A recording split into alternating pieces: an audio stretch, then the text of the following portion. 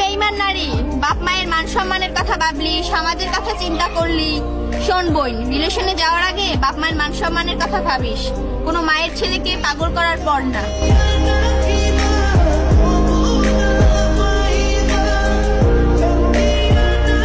ওহে নারী, বাবা মার আদরের ছেলেটাকে নেশাখোর বলার আগে অন্তত এই কথাটা একবার ভাববা, হয়তোবা সেই ছেলেটার নেশাখোর হওয়ার পিছনে আমাদের মতো কিছু বেঈমান নারীর হাত আছে।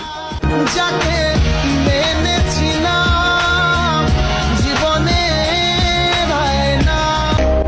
ওহে শখের নারী, বেঈমান ছেলেরা না মেয়েরা হয়, কারণ রাস্তায় পাগলি না পাগল বেশি দেখা যায়।